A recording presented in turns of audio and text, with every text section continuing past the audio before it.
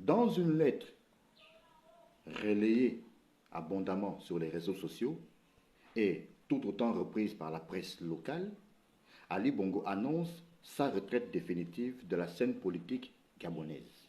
Il en appelle notamment à l'esprit de humanisme des Gabonais. Il dit endosser l'entière responsabilité de la manière dont le pays a été géré pendant ces 14 ans de règne. Et il demande que pour ces raisons, sa femme et son fils soient relaxés. Il dit que les Gabonais n'ont pas d'esprit de vengeance, que les Gabonais sont un peuple épris d'humanisme. Et donc c'est à cet humanisme-là qu'il fait appel, demandant que son fils, qui n'a plus serré ses enfants dans ses bras depuis un an, soit relaxé, et que sa femme, qui ne voit plus régulièrement, soit relaxée. Il dit que lui-même est en résidence surveillée, n'étant pas totalement libre de ses mouvements. Et pour toutes ces raisons, il demande aux autorités en place de rendre la liberté à son épouse et à son fils. Ali Bongo se garde toutefois de dire, de reconnaître que l'argent a été détourné, notamment pour acheter l'avion, entre autres, qu'Oligui Nguema a récupéré. Il ne dit rien du tout sur tout le patrimoine mobilier qu'il s'est acquis sur le dos du contribuable gabonais, notamment en France, et des biens aujourd'hui que les parlementaires français, notamment le Parti communiste français, demandent à ce que ces biens soient transformés en logements sociaux pour les Français. Donc un gros manque à gagner, c'est-à-dire qu'on a pris de l'argent, à peu près 100 millions d'euros pour acheter l'hôtel Pozo di Borgo à Paris, et donc un tel hôtel soit transformé en logements sociaux, mais le peuple gabonais, qu'est-ce qu'il gagne dans tout ça là? Ça, Ali Bongo n'en parle pas. Il ne dit évidemment rien sur les détournements massifs qui ont caractérisé son règne, notamment du temps où la Young Team a pris les rênes du pays, la Young Team qui était donc pilotée par son fils Noureddin Bongo Valentin. Il ne dit rien sur les meurtres de 2016, le bombardement du QG de Jamping, où des Gabonais sont morts, non seulement dans ce QG, mais ailleurs aussi. Ça, il ne dit pas endosser l'entière responsabilité de cela. Tous les sévices qu'ont subis les Gabonais lors du transfert de la dépouille de feu André Mbobam en 2015 de Libreville à Oyem et d'Oyem à Modouneux. Parce que des gens ont subi des sévices à l'aéroport. C'est lui qui vous parle, qui était alors journaliste à Écho du Nord, s'est retrouvé interné à l'hôpital SOS Médecins. Je sais de quoi je parle. En gros, c'est l'hôpital qui se moque de la charité. Quand il est arrêté à son domicile avec un de ses hommes de main, Yann Goulou, Noureddin Bongo Valentin est pris avec d'importantes sommes d'argent. Ces valises ont été exposées sur la place publique. On a vu toutes ces images qui ont fait le tour du monde entier. Et Yann Goulou qui, à l'occasion, répondait que cet argent, c'était de l'argent de la campagne. Ça, Ali Bongo ne dit rien. C'est quand même pas inventé. Comme à un certain domicile, une certaine villa dans le centre-ville de Libreville, une villa qui appartiendrait à l'ex-première dame, mais là aussi, on aurait retrouvé de l'argent, à peu près 280 millions de francs CFA. Ça aussi, ce n'est pas une vue de l'esprit. Bon, on veut bien qu'Ali Bongo endosse l'entière responsabilité, mais de là à totalement dégonner son épouse et son fils. Ce n'est un secret pour personne, et Ali Bongo aura vite fait de le reconnaître lui-même au cours de retrouvailles avec tout le gotha du PDG au Palais des Sports de Libreville, que pendant les 5 dernières années de son mandat, de son second mandat, il n'était pas aux commandes du pays, il n'était même pas là. Et on sait que c'est sa femme et son fils qui géraient. La preuve, le CTRI poursuit notamment Noureddin Bongo Valentin et Sylvia Bongo Valentin ou Ondimba ou Sylvie et même Marie Valentin, appelez-la comme vous voulez. Dans tous les cas, ces deux personnes et d'autres membres de leur entourage sont notamment poursuivis pour falsification de la signature du président de la République, détournement en bande organisée à l'échelle internationale, gabegie financière et autres crimes financiers.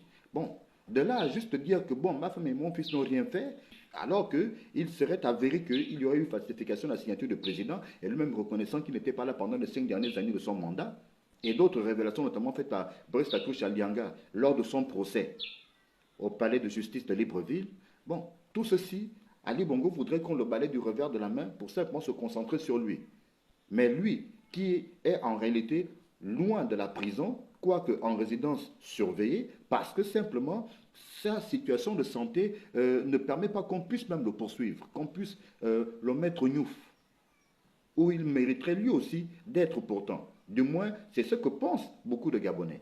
De là, simplement venir dire, bon, je me retire de la scène politique, je reconnais que tout n'a pas marché, que tout n'était pas bien, mais bon, dans tous les cas, libérer mon fils qui n'a plus serré ses enfants dans ses bras depuis 1 an, libérer ma femme, et puis bon, voilà, nous on va partir, et puis on vous laisse au pays, bon, de toute façon, que Dieu bénisse le Gabon.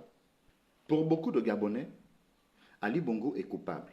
Et s'il est coupable, sa femme et son fils le sont tout autant. Parlons de la dépravation des mœurs en milieu scolaire. Cette affaire de Allo Ado, pour amener nos enfants, et c'est des programmes, à insérer dans les programmes scolaires, pour amener les enfants à considérer qu'on peut toutefois, quand on est une fille, se mettre avec un garçon, comme on peut se mettre avec une fille. On peut toutefois, quand on est un garçon, se mettre avec une fille, comme on peut se mettre avec un garçon. Et de trouver que c'est normal. Des choses qui sont totalement aux antipodes de nos mœurs, de nos us et coutumes, nous, Gabonais. Et toutes ces choses-là, pour Ali Bongo, non, non, non, sa femme n'a rien fait. Rien que la fondation Sylvia Bongo, et il y a des dossiers qui sont d'ailleurs connus de tous. Patrici Tanassa du temps où il comparait devant la justice, notamment poursuivi dans la spirale judiciaire, ou la spirale infernale judiciaire autour de Bla et les Bla Boys. Patrici Tanassa avait notamment laissé entendre qu'il y a des ordres qu'il recevait directement de la première dame. Patrici Tanassa qui, en ce temps-là, était le grand patron de Gab Oil Company, la compagnie pétrolière gabonaise. Et on a juste justifié après en disant que bon voilà, la fondation Sylvia Bongo travaille pour le peuple gabonais, pour le bien-être des Gabonais, donc ne saurait être mêlé à des affaires de détournement de fonds, etc.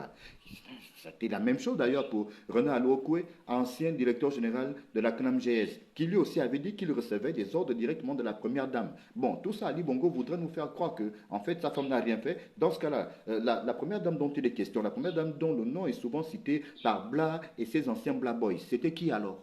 Si Ali Bongo veut faire un mea culpa, ce serait de dire on a mal géré le pays, on a dilapidé l'argent des Gabonais et que sa femme a tout autant participé à cette gabegie financière parce que ce que les Gabonais ne savent pas, c'est que Sylvia Bongo et Pascaline Bongo se vouent une rivalité pour ne pas parler de haine viscérale. Et c'est cette rivalité pour ne pas parler de haine viscérale qui a notamment fait que quand l'une pouvait s'acheter une montre Cartier à plus de 200 000 euros, ben l'autre allait s'acheter une montre Chopard à plus de 300 000 euros sur le dos du contribuable gabonais.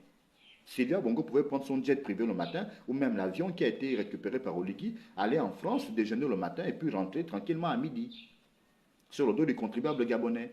Et avec une pseudo-fondation, venez faire croire aux Gabonais que bon voilà, elle aime le Gabon, elle aime les enfants, blablabla, toute une opération de com. En définitive, et d'ailleurs ce n'est pas un scoop, puisqu'Ali Bongo avait déjà annoncé qu'il se retirait de la vie politique, qu'il se retirait de la scène politique dans une interview dernièrement accordée à Jeune Afrique, il y a de cela quelques mois. Donc ce n'est pas un scoop qu'ils disent aujourd'hui qu'il se retire. Et puis, s'il ne se retire pas, que peut-il faire d'autre? Puisque de toute façon les Gabonais n'en veulent plus. Mais ce que les Gabonais attendent de lui, s'il veut vraiment démontrer qu'il peut au moins s'élever à un certain niveau d'esprit, c'est de dire simplement je demande pardon pour les crimes économiques. Je demande pardon pour les meurtres de 2009, 2016 et même tout ce qui était programmé en 2023 pour tuer les Gabonais. Je demande pardon pour toutes ces personnes qui n'étaient rien hier et que j'ai élevé, des gens tels que les Liban Suleiman, les Mexicains en Combécy qui ont pris l'argent de pays et puis qui ont fui. Je demande pardon pour toutes ces choses. Et après demander pardon, maintenant, soyez un peu clément envers mon épouse et mon fils. Jugez-les, mais que leurs peines ne soient pas trop sévères, même s'ils le méritent. Si Ali Bongo pouvait parler comme ça, on l'écouterait peut-être un peu. Je dis peut-être un peu parce que de toute façon les Gabonais ne l'écoutent même pas. Voilà la vérité. Très bien, on avance.